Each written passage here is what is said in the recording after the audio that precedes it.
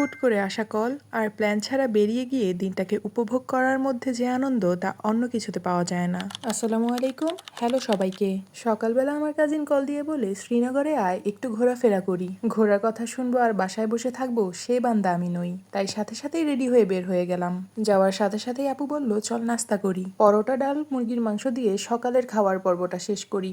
সূর্যি মামার ব্লাশ করা দেখে ভাবলাম একটু মিষ্টি মুখও করা যাক, তাই আসলাম সুইটসে যেয়ে আমি আর আপু মালাই চপ অর্ডার করি। অন্তু আবার একটি কেক নেয়। কেকের কালার দেখে মনে হচ্ছিল পৃথিবীতে যত লাল রং আছে সব ঢেলে দেওয়া হয়েছে। অন্তুকে আমি বললাম যে এটা কি নিছোস? অন্তু আমাকে পিঞ্চ করে যা বলল, ভালোবাসার রং লাল, এই জন্যই তোমার লাইফে কেন ভালোবাসা নেই।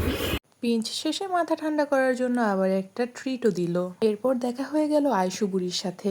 আমাদের অনেক কম দেখা হলেও আয়শু আমাকে অনেক বেশি পছন্দ করে। এরপর দিদি বলল যে চল তোদেরকে শাফিংসে নিয়ে যাই, আজকে তোদের ট্রিট দিব।